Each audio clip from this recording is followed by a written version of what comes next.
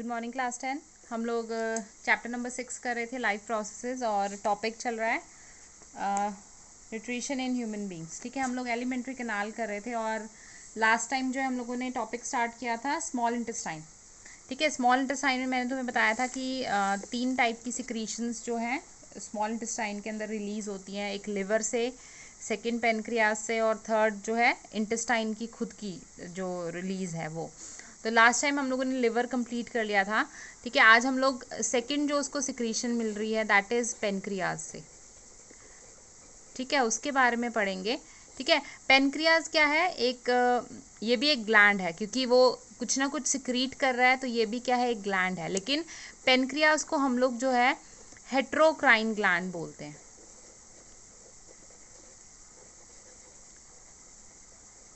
ठीक है, हेट्रो हम लोग वर्ड यूज करते हैं डिफरेंट के लिए। ठीक है, हमने इसको डिफरेंट क्यों कहा, क्योंकि ये देखो एक तो क्या है, दो तरह की चीज़ें रिलीज करता है, two different things it releases, that is why we call it heterocrine gland. ठीक है, एक तो ये क्या है, एंजाइम रिलीज करता है जो कि डाइजेशन में हेल्प करते हैं। ठीक है, सेकेंड ये रिलीज करता है हॉर्मोन्स। ठीक है, तो ये दो तरह की डिफरेंट चीज़ें रिलीज करता है, इसलिए हम इसे क्या है, हेट्रोक्राइन ग्लैंड बोलते हैं। ठीक है, ये क्या है, लीफ के शेप का होता है, काइंड ऑफ लीफ जैसा होता है दिखने में, और ये जो है स्टमक के नीचे, स्टमक और स्मॉल इंटेस्टाइन के बीच में प्रेजेंट होता है। ठीक है, and it releases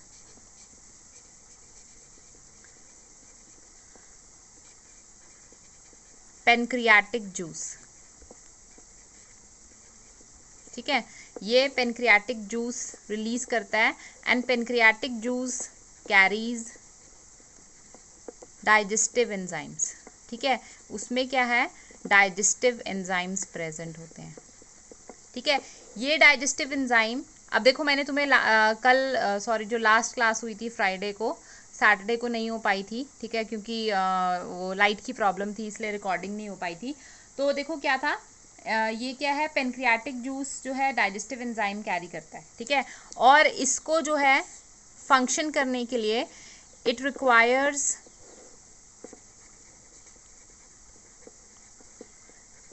alkaline medium, यानी कि इसको जो है बेसिक मीडियम चाहिए। ठीक है, स्टमक में पेप्सिन को काम करने के लिए एसिडिक मीडियम चाहिए, लेकिन पेनक्रियाटिक जूस के जो डाइजेस्टिव एंजाइम्स हैं उनको काम करने के लिए अल्कलाइन मीडियम चाहिए।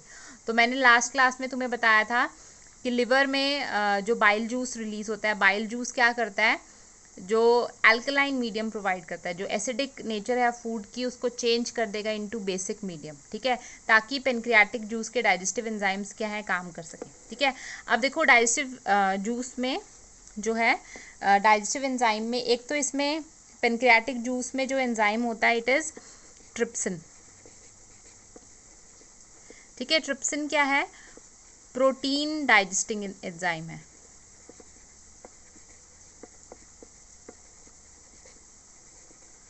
ठीक है, मीन्स ये क्या करेगा, प्रोटीन को डाइजेस्ट करेगा। सेकंड, इसमें एंजाइम होता है लाइपेस। ठीक है, लाइपेस जो है फैट। ठीक है, फैट को हम लोग एक्चुअली लिपिड भी बोलते हैं। ठीक है, लिपिड भी कहा जाता है, तो वहीं से नाम लिया लिप। ठीक है, एस हम टर्म यूज करते हैं एंजाइम के लिए। ठीक है, तो लाइपेस। ठीक है, तो ये क्या है, फैट डाइजेस्टिंग एंजाइम है।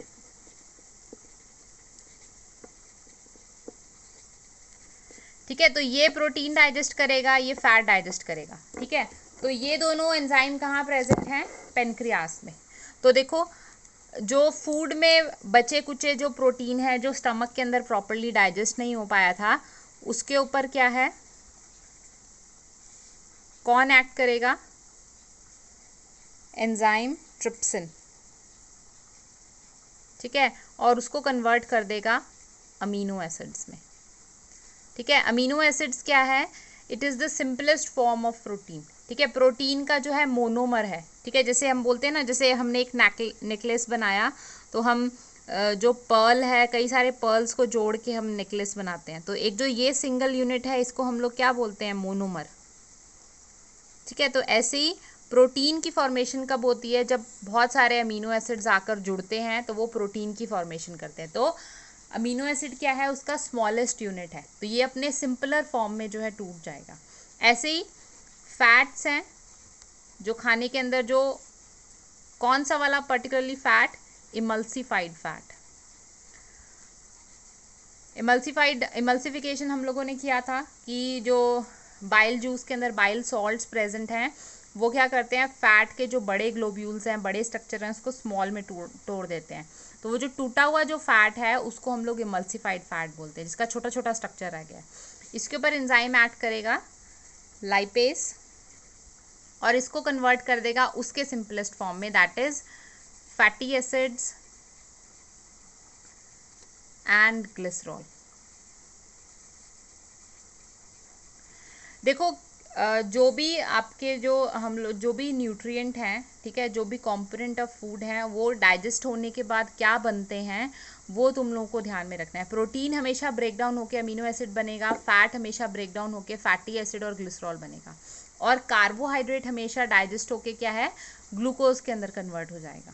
ठीक है, तो ये तुम लोगों को ध्यान में रखना है।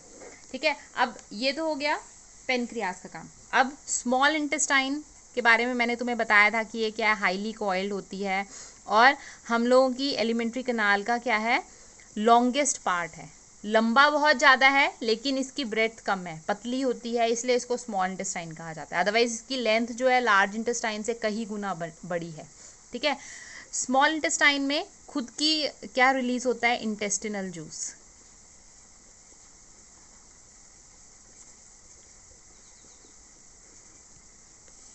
ठीक है, इंटेस्टिनल जूस में एक एंजाइम है, इंटेस्टिनल एमाइलेस। अब अमाइलेस अगर तुम लोगों को याद हो तो हम लोगों ने माउथ में किया था, सलाइवरी अमाइलेस। अमाइलेस का क्या काम था, कार्बोहाइड्रेट को डाइजेस्ट करना। देखो पेनक्रियाज में दो एंजाइम ने, एक ने प्रोटीन ने, एक ने फैट को डाइजेस्ट कर दिया। अब जो बचा कुचा कार्बोहाइड्रेट है जो माउथ में प्रॉपर्ली डाइजेस्ट नहीं हुआ था, उसके ऊपर इंटेस्टिनल अमाइलेस एक्ट करेगा। ठीक है, तो कार्बोहाइड्रेट जो बचा हुआ है, जो अभी तक डाइजेस्ट नहीं हुआ है, उसके ऊपर फाइनली क्या है, कौन एक्ट करेगा, इंटेस्टिनल अमाइलेस। ठीक है, and intestinal amylase will break down carbohydrate into glucose. ठीक है, अब देखो हमारे जो मेन कंपोनेंट्स हैं फूड के, वो सभी डाइजेस्ट हो गया, प्रोटीन, फैट्स और कार्बोहाइड्रेट, ये मेन कंपोनेंट्स हैं।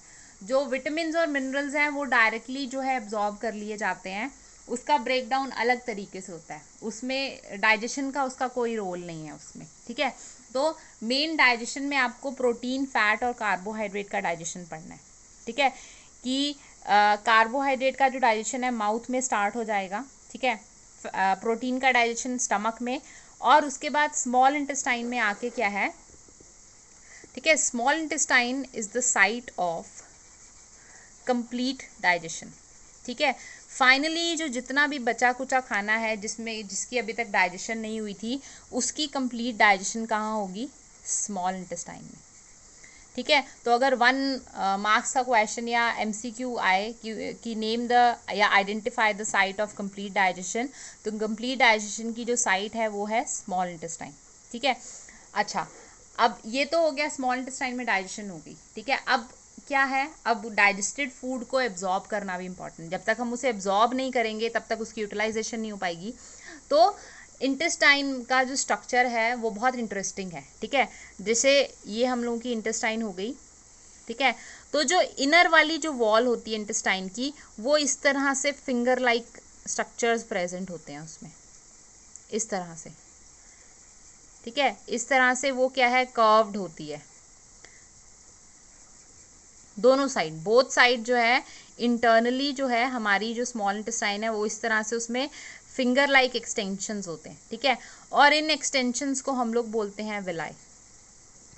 ठीक है, विलाई क्या करते हैं, देखो एक तो क्या कर रहे हैं, इतने से एरिया में देखो कितना सारी चीज जो है, कितने सारा लार्ज सरफेस जो है कॉम्पैक्ट हो गया छोटे से स्पेस में। तो ये क्या कर रहा है, एक तो फर्स्ट ऑफ ऑल क्या होता है, ये क्या करता है, it increases the surface area.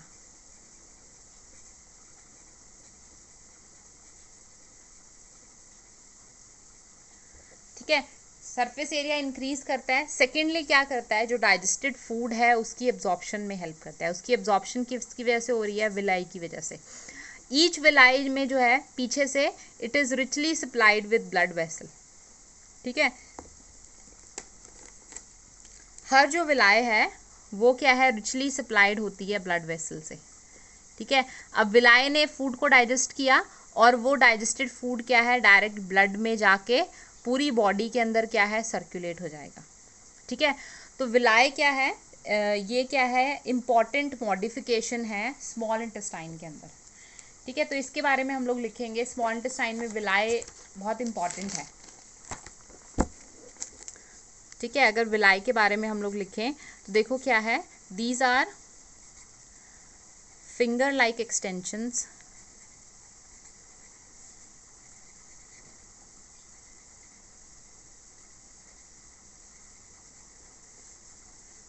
ठीक है, विच ये क्या करती हैं, दो चीज़ों में, ठीक है। विच इंक्रीजेज द सरफेस एरिया,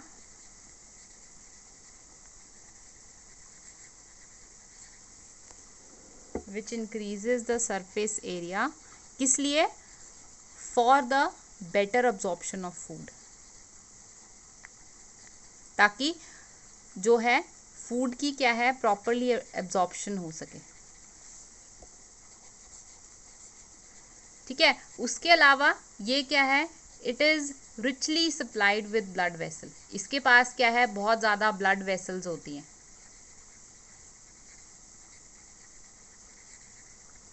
ठीक है। It is richly supplied with blood vessels, जो एब्जॉर्ब फूड को डायरेक्टली क्या है, ट्रांसफर कर देती हैं किसको, बॉडी के ईच एंड एवरी पार्ट में, ठीक है।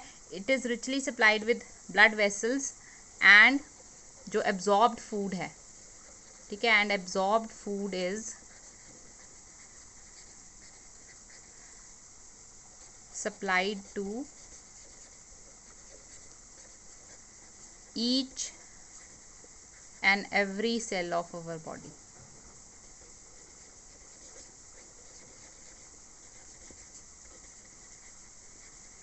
ठीक है।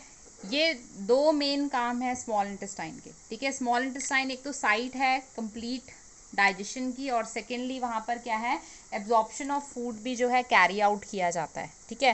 तो ये तुम लोग ध्यान में रखोगे, बाकी फिर हम लोग जो है कल वाली क्लास में करेंगे। इतना अभी जितना करवाया इतना तुम लोग नोट्स कंप्लीट कर लो, डायग्राम बना लो, ठीक है। बाकी फिर हम लोग कल करेंगे। Okay, thank you.